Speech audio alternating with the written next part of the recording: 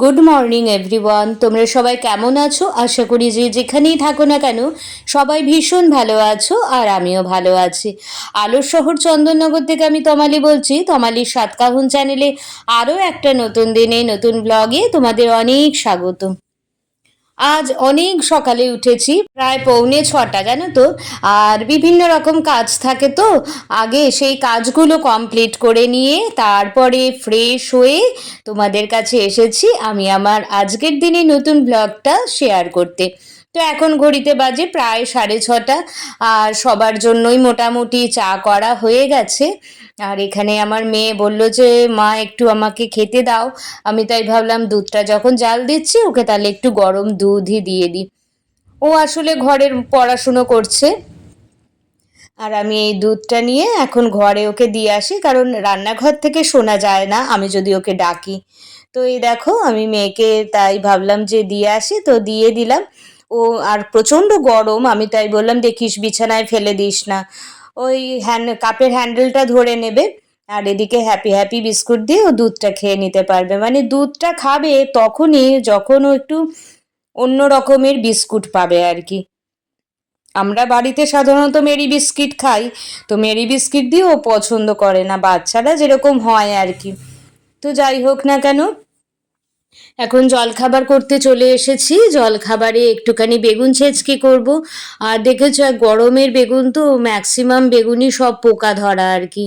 তো সেইগুলো বাদ দিয়ে দিয়ে যেইটুকু ভালো থাকে আর কি সেইটুকু দিয়ে বেগুন বেগুন ছেঁচকিটা করব।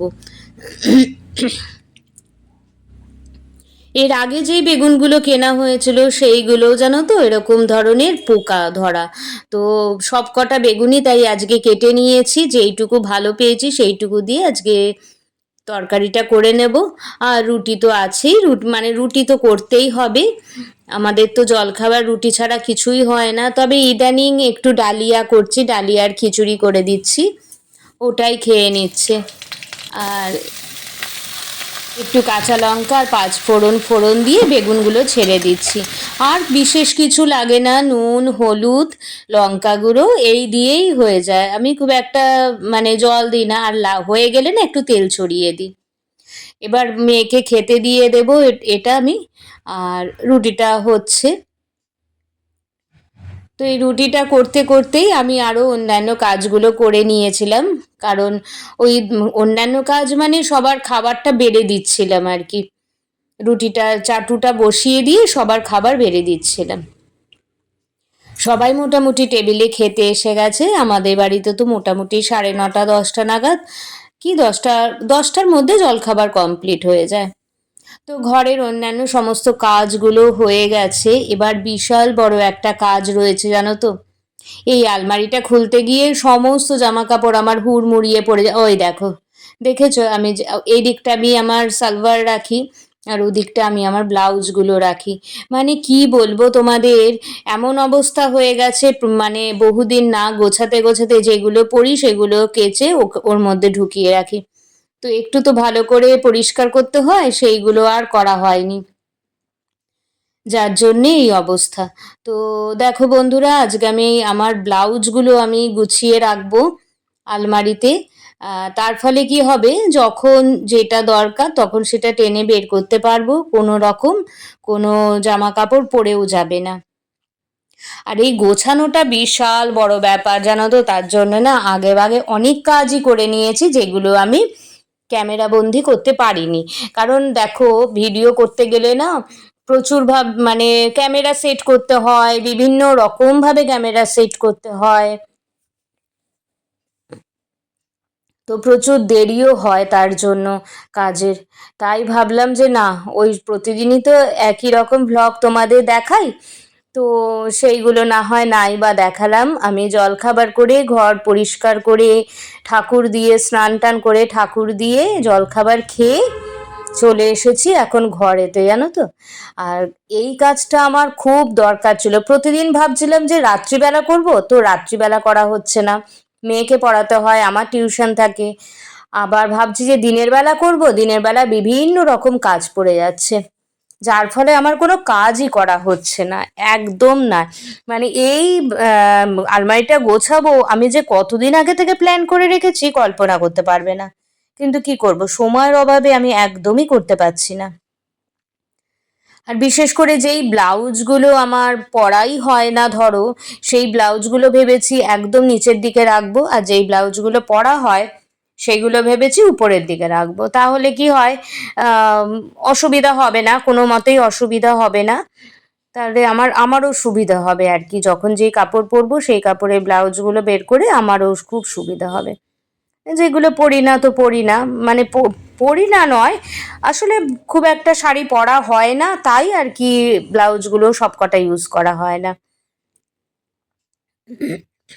আর এখন জানো তো চুড়িদার পরতে পরতে এত কমফোর্টেবল ফিল করি না, যার ফলে শাড়িটা বিশেষ কয়েকটা পরাই হয় না। তো চলো, তোমাদের সাথে কথা বলতে বলতে দেখো অনেক ব্লাউজ আমি ভাঁজ করে নিয়েছি। আর এই ব্লাউজগুলো ভাঁজ করতে করতে আমার মেয়ে আমাকে এত জ্বালাতন করছে কল্পনা করতে পারবে না। প্রচুর জ্বালাতন করছে, খালি ফোন চাইছে, ও অনেকক্ষণ ফোন দেখেনি তাই। তো এখন তো দুপুর অনেকটাই বেজে গেছে, ওদিকে মাও ডাকছে খেতে। আর এখন মানে আলমারিটা গুছিয়ে জাস্ট খেতে চলে যাব, তারপরে আরও অন্যান্য কাজ যেগুলো আছে সেগুলো করব। তাই ভাবলাম যে তোমাদের সাথে তো প্রতিদিনই আমি ডেলি ব্লগ শেয়ার করি, তো এইগুলো তো খুব একটা করা হয় না, তাই এই ব্লাউজগুলো যখন গোছাচ্ছি তাই ভাবলাম যে একটু ভিডিওটাও করে নিই। আর আজকে আরও তাড়াতাড়ি করছি কারণ বিকেলে আমার বোন আসবে একটু প্রয়োজনে, তো একটু মায়ের বাড়িতে যাব, মায়ের বাড়িতেই আসবে, মায়ের বাড়িতে যাব। আসলে ব্যাপারটা হচ্ছে আমার শাশুড়ি কতগুলো ব্লাউজ দরকার, সেই ব্লাউজগুলো নিয়ে আসবে। আসলে ও জামা কাপড়ের দোকান তো তাই। আর তিনটে বেড কভার নিয়ে আসবে, ওই আর কি পয়লা বৈশাখে পাতবো, এই ব্যাপার আর কি, তার জন্যই যাওয়া। তারপরে আসে, দূর থেকে আসে তো একটু দেখা সাক্ষাৎ হয়ে যায়, বেশ ভালোও লাগে তার জন্য। তো এই ব্লাউজগুলো জানো তো আমার খুব একটা পরাই হয় না, যার জন্য আমি ভাবলাম যে এই ব্লাউজগুলো আমি নিচের দিকে রেখে দেব। আর এর মধ্যে কিছু ব্লাউজ আছে যেগুলো আমার শাশুড়ি মাও বানিয়ে দিয়েছেন, আর ম্যাক্সিমাম ব্লাউজ আমার ননদের বানানো, কারণ ননদ ভীষণ ব্লাউজ সুন্দর করে বানিয়ে দিতে পারে, আর ফিটিংসও খুব ভালো হয়। আমি তো বানানো ব্লাউজ ছাড়া পরতে পারি না, তো আমার ননদ সব ব্লাউজই বানিয়ে দেয়। তো দেখো তোমাদের সাথে কথা বলতে বলতে কত কাজ আমার হয়ে গেছে। তো আজকে আর ভিডিওটা বেশি বাড়াচ্ছি না, কারণ ভিডিও এডিট করারও ব্যাপার থাকে, আর বিশেষ একটা সময়ও থাকবে না। তো তোমরা ভিডিওটা দেখতে থাকো, আশা করছি তোমাদের ভালো লাগবে। তো তোমরা দেখো, আমি একটু পরেই আবার আসছি।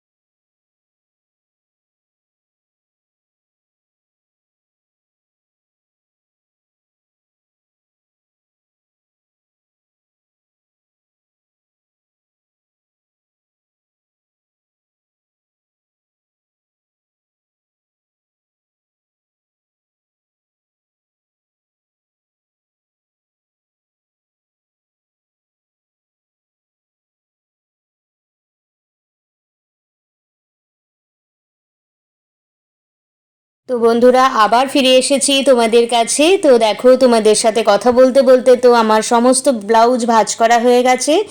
এখন আলমারিটায় দিয়ে দিলাম, মানে সুন্দর করে গুছিয়ে রেখে দিলাম। ঠিক আছে, আজকের মতো এইটুকুই, আবার নেক্সট ব্লগে